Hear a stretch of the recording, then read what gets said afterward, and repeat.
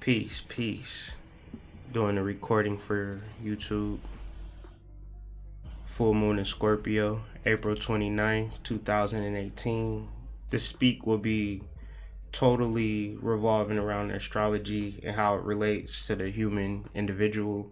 So be patient with me as I got a lot of information to get through too. So I just want to make sure that you're engaged and dealing with it. So any questions or any comments or any concerns, please let me know. But we're going to just dive right into it. So April 29th, 2018, there will be a full moon in the constellation of Scorpio. Scorpio will be opposed to the sun.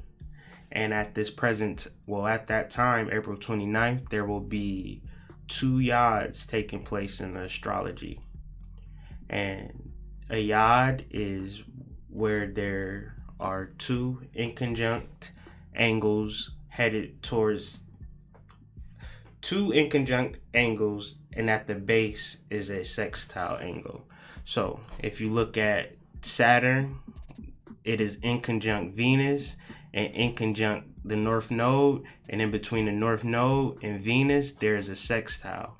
And then if you look at the moon, there is an inconjunction to Mercury and an inconjunction to Venus, and between Venus and Mercury, there is a sextile. And this creates an isosceles triangle. And when you have two isosceles triangles positioned in that way, it sort of looks like a pentagram. And so the signs affected are Leo, Gemini, Aries, Capricorn, and Scorpio. And so that covers all four elements. So we have Earth and Capricorn, Aries and hold on, give me a minute.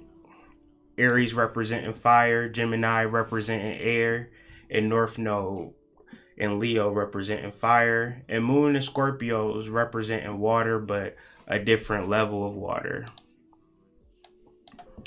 So really understanding that it's a lot going on, and it's a lot of energy that can cultivate, that you could build, or there's energy that can kind of just block you and have you in a different, like just in a whole different zone. Because understanding that creation is anybody's job, it is just not the government's job, it's just not the higher ups job. Like anybody can create, even you. So generally, creative power is not good nor bad, it just is. So if a bad person deals with creative energy, then it's bad energy. If a good person deals with creative energy, then it's good energy. And this is the fight. And so really understanding where you're getting pulled at and really understanding the energy of Scorpio.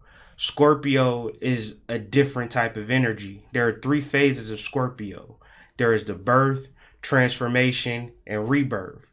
And the 9-degree point of Scorpio represents really taking off the mask and really transforming and really figuring out who you really are. Because up until this point, we've been trying to live a life of who we think we know who we are. But ultimately, Scorpio is just letting you know who you truly and really are. And I just really feel that these yads are important and they need to be talked about. So what is a yad? A yad is known as a finger of fate or a finger of God. It is a rare astrological aspect that involves any three planets in the horoscope that form an isosceles triangle. In a yad, two planets are sextile to each other, and then both are quincunx to a third planet, like I said earlier. What I really want us to key on is the finger of fate or the finger of God in a rare astrological aspect happening on a full moon, brought to you by a full moon. Because ultimately, if the full moon wasn't in that place, we wouldn't have these aspects.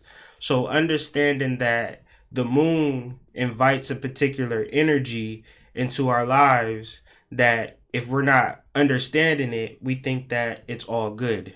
And ultimately, energy is not all good. Energy just is. It's all about who you are on the inside. And so the two yods, like I said earlier, is the moon in conjunct Venus and Mercury, Saturn in conjunct North Node and Venus. And the North Node is trine Mercury to really close off the pentagram. And so speaking about North Node trine Mercury, that speaks to your mind knowing what needs to happen for the future. And it may be in a different place. It may be something different than what you've always been doing. And so a trine is something that is innate. Now, whether we recognize it, that's a whole nother story or program. Because we may know what's the best thing for us, but do we have enough energy? Do we have enough Mars energy in our charts to bring about that trine? It's very important to understand when dealing with astrology. And so,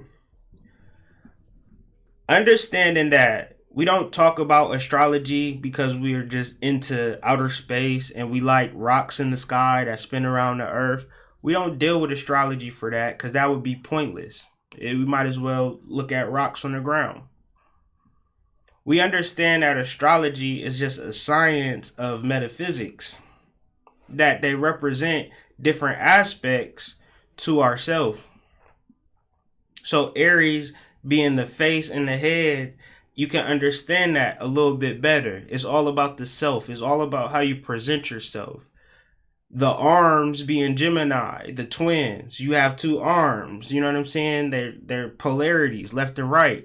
Pisces being the feet, like the two fish, like our movement, our reality, where we're going. You understand? Scorpio representing the secrets. So if it's a full moon in Scorpio, that means it's a full moon on your secrets. And we all have them. Unless you speak your truth. Very few people speak their truth. So understanding a highlight on your secrets, you have to really understand full moon energy. And so when the full moon happens, you'll see we have these intentions, things that we want to accomplish. And so when the full moon happens, it says, okay, this is what's stopping you. This is what's blocking you. This is what you need to get rid of. It's a full moon. So let me do a pretty ritual. You ever wonder why they call it a kneecap? Because Capricorn rules the knees. That's how you climb. If you need to climb some steps, you're going to need them knees, buddy. If you're trying to make it somewhere, if you're trying to be the GOAT, you're going to have to climb. Understand? You ever had the heart of a lion? You ever heard of that? Understanding that these astrological concepts and archetypes are not so foreign and not so weird. They're actually really relating to yourself. Why is Cancer ruled over the breast? Because that's where the family starts. The mammary gland, the titty. If it wasn't for the titty, none of us would be here. That was our first food. So, just understanding where we're at.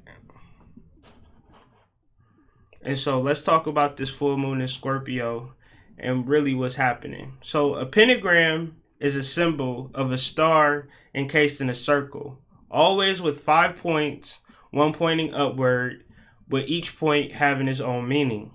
The upward star is representative of spirit. The other 4 points all represent an element: earth, air, fire, and water. All of these things contribute to life and are all a part of each of us. So let's go back to this chart. Full moon in Scorpio is the transformation. That's the spirit. Saturn in Capricorn is the earth. That is what we need to do. Mercury in Aries is those new ideas. That's that fire. That's new passion.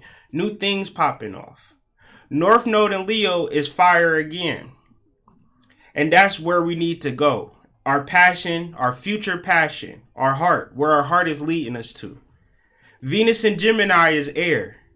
And so this is where we may have a trouble at, because Venus in Gemini is not very strong. Mercury in Aries is not very strong. So in conjunctions automatically mean I don't understand. And that's why people kind of shit on inconjunctions and shit on quincunxes and don't talk about them. And inconjunction and quincunx is the same thing. And so people don't generally talk about them because by their very nature, they're representing a mystery or something that we don't understand about ourselves, something that requires work, something that really requires introspection. So, and Venus and Aries is like that automatically because Venus is everything that we love. In Gemini, which is dualistic, is good sides and is bad sides to everything. And so this is where Venus is at. But understanding these different elements that each we all have within us. We all have a body, which is earth. We all have a particular body heat, which is fire. We all breathe air, you understand? And we all are 70% or more of water. So, understanding this full moon, April 29th, you gotta understand, because I'm doing this video April 18th, and the world looks like it's headed towards war. And so this is predictive programming. This is a lot of different things coming to a head. Also, your self-talk is coming to a head. You can no longer project on people. You have to deal with your shit. So, ultimately, a lot of people are projecting and a lot of people are joining sides. The moon in Scorpio represents the devil that you've invited into your life based upon your hatred or dislike towards something. The contempt or the prison that you've created for yourself. And so, if this is how you want to live your life, if this is how you want to put negative vibrations into the world, then they will come back to you. The same is for the good things that you put out into the world. And I'm not saying that to be scary. I'm just saying that because it's real. The light of the sun in Taurus, which is everything that we hold near and dear to us, right? Because Taurus is a new realization of materialism and things of that nature. It's like the first time you ever been to the mall. Well, after so long, that mall gets torn down. And that's the moon in Jupiter. That's the graveyard. Now, this could be good because we understand that nothing comes from the past and it's all about evolution. We understand that everything is cyclical and things of that nature. So, if you don't understand that, you think that everything is a straight line. And if you think that everything is a straight line, that creates a shadow. When you get on the cycle of death, rebirth, and transformation, well, death, transformation, and rebirth, cyclical time, then you get rid of shit. You don't focus on a goal and just go straight ahead and never look left, never look right. You understand, you make adjustments, you move through life, you float through life. But if you don't understand that, then you come to a point where you hit a wall, you hit a fork, you hit a crossroad. And that's what that full moon is speaking to. And it's good or bad. Because if you are in a cycle of things, it's just another time to let shit go and move on to your next life. So some people are going to take this bad. Some people are just going to understand. The word lunatic actually comes from full moons.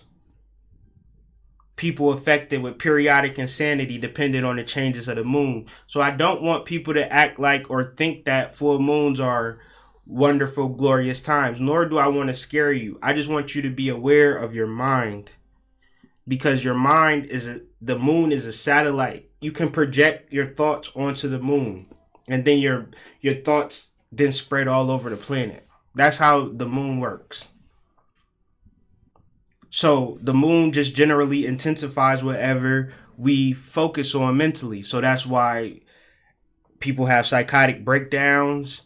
Hospitals are more crazier during full moons, because that energy just comes to light.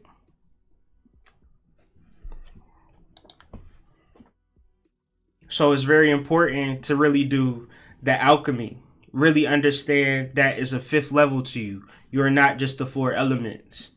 You're actually a pentagram. You actually have a connection to spirit. You're not just one person. You are many different things. You can be subjective, but you can also be objective. You can be matter, but you still have mind as well. And mind is over matter. And this is a real understanding that we have to really take a step back and realize. Spiritual alchemy is an experiment that we do on ourselves based on critical introspection and objective investigation, so we can discover our deeper natures. It's the responsibility of us as one individual to bring about our own transformation and realize that birth, rebirth, transformation is to be done now. We have to understand who we are as spirit too. It's four different, of course we're the four elements. We understand that. But we're also spirit too. And we can live, life is not simply what the president is doing. Life is simply not what the government is doing, what the Illuminati is doing. Life is about what you are doing, what you are created. If you believe that these people have power, then these people do have power. But if you take back your power, then you just take back your power. It's that simple. You have to experience, you have to make that decision. You have to voice who you are. You have to word it. You have to be strong in who you are. And it's not easy, because if it was easy, everybody would do it. So that's why we got to research and understand what alchemy is. So the three sisters in the Orisha of the week ties into the full moon and Jupiter, because we're just going to highlight some things that's happening. Oya, she's representative of Jupiter.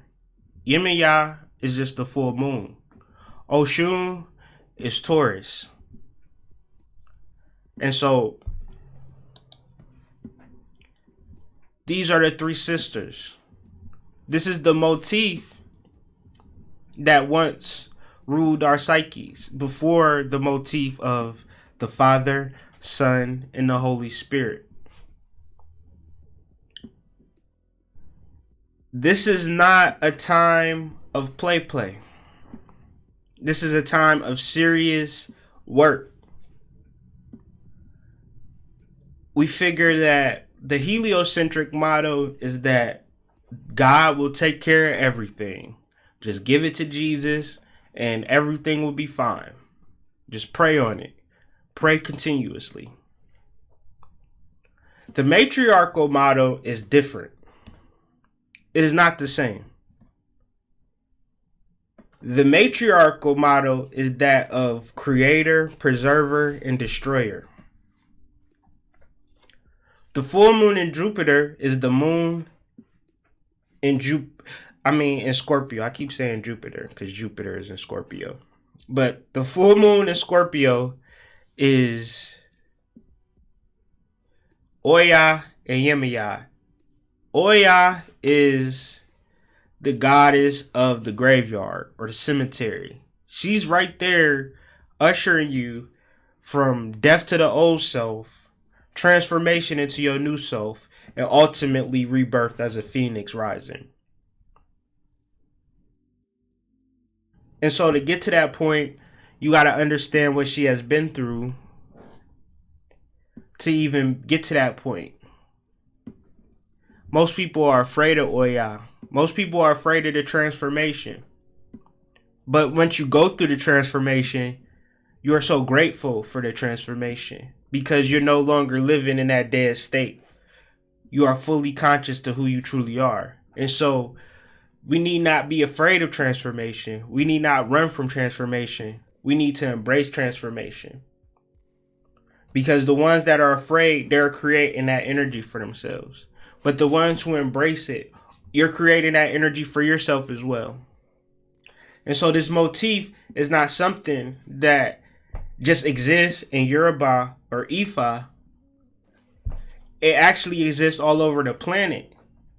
In Nordic mythology, there's the Mirai, or the three fates. The spinner, the weaver, and the cutter. The creatrix, the preserver, the destroyer.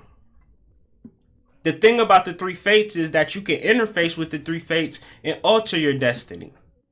Because destiny, if you look up the etymology of destiny, it is just simply based on destinaire, is based on purpose and plan. Now, once you find your purpose, you deal with your plan, and now you are altering destiny. If you're just mindlessly doing things that you feel like you need to do or you got to do, but you're not really happy, then you're just being led along. You all have the power to alter and change destiny. But if you don't realize that power, then there's no sense in me saying that. In Greek mythology, the concept of Hecate, in Egyptian mythology, Isis, Nephthys. I can't remember the third one. Even Bobby Hemmett got the three sisters, Tiasha, Sheola. But anyways, I digress. Hecate just represents the mother, maiden, and the crone.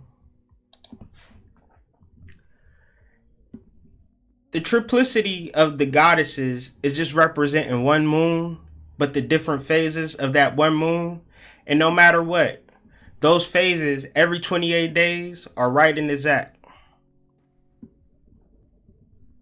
And so we can really base our lives on the phases of the moons. I mean, shit, farmers do it. The oceans do it. So can we. And so this is why I talk about the moons.